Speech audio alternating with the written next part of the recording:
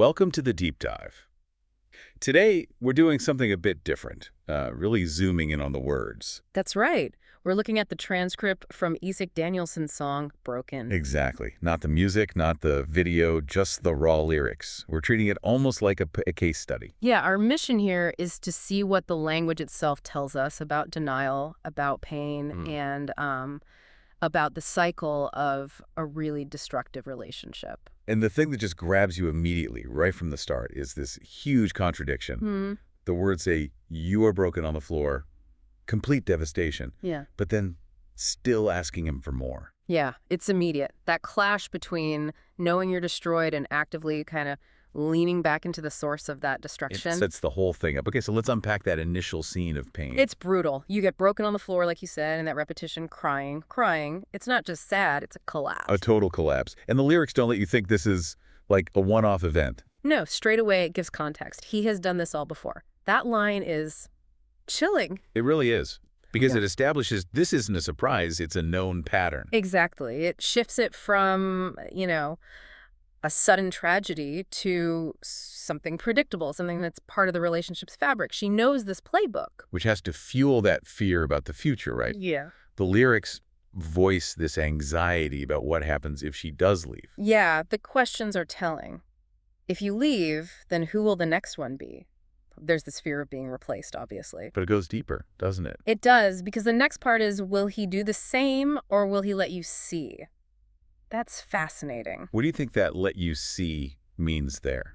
Well, it suggests this awful possibility that maybe, just maybe, he won't do the same to the next person. Maybe he'll change. Oh, wow. So the fear isn't just being replaced, but being replaced by someone who gets the better version. Exactly. That maybe the problem wasn't him entirely, maybe it was her or this specific dynamic. It makes leaving even harder. It's this awful double bind. Stay and suffer the known pain, or leave and risk seeing him be happy, be changed with someone else. That's rough.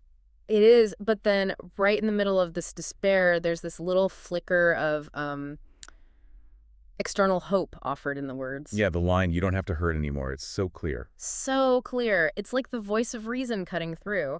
And it even gives an instruction, take a look and find what you're searching for. So the way out is actually stated. Freedom's right there, offered up. But, and this is the crucial turn, that offer just highlights the next massive conflict, doesn't it? The internal one. It really does. Because if the pain is known, the pattern is known, and the exit is shown, why still ask for more?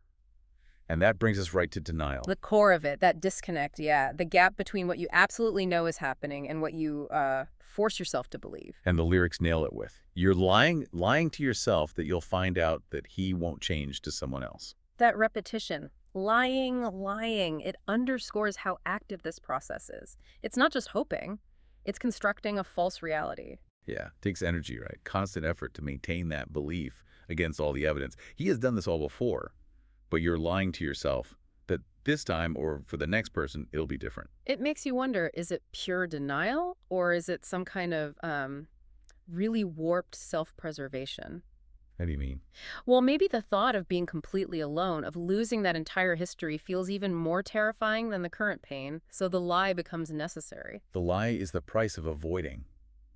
What? Existential dread. Losing that shared past. Perhaps. Because the lyrics really emphasize that weight of memory. It's not just fear of the future keeping her there, it's the past, too. Right, those questions it poses. Is your love from before still strong? Like trying to balance the scales. Does the good memory outweigh the current hell? And using that past love to maybe justify the present cut so deep, it's a painful calculation. And that image. Wow. If you leave, how you keep the memory. May the night so long, the cut so deep. It's incredibly visceral. The night so long that speaks to the sheer amount of time, the history invested. Leaving isn't just losing him, it's losing all that time, that shared life. And that history feels like a physical wound. The cut's so deep. Erasing it feels like another kind of self-harm. So the memory holds her captive just as much as the present situation, which leads right into that stark choice presented. Will you leave or you can't recon? That phrase, can't recon. It's ambiguous. Is reckon, like calculate or face, or recon, like recognize? I lean towards recognize. Will you leave, or are you literally unable to recognize an alternative? So it's not just about wanting to leave, but maybe being unable to even conceive of a reality or resolution that doesn't involve him. Exactly. If you can't picture freedom, if you can't recon that path, then you're trapped.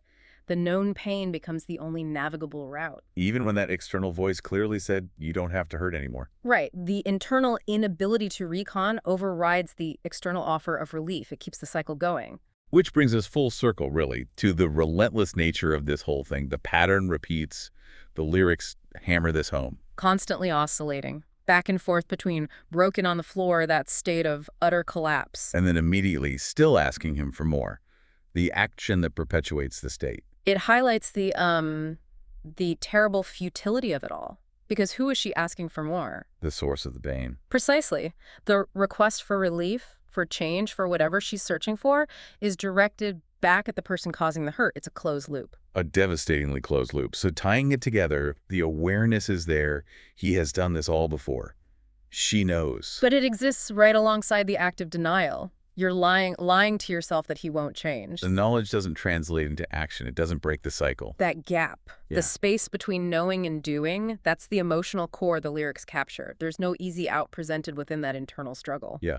So if we step back, what's the key takeaway here, just from the words on the page? I think it's a really powerful snapshot of how emotional dependency works and how it's fueled by this very active, almost deliberate self-deception. Yeah, it shows just how incredibly hard it is to grab onto that offered relief, find what you're searching for, even when it's spelled out. The pull of the familiar pain, the familiar pattern is just immense. It's a testament to that internal resistance. She's told she doesn't have to hurt, but the weight of memory, the fear, maybe the inability to recon another way, it keeps her anchored right there. Right there, broken on the floor, but still asking him for more. It's relentless. And that brings me to a final thought, something for you, the listener, to consider. The lyrics end, or nearly end, with this heavy repetition. It was always you, was always you.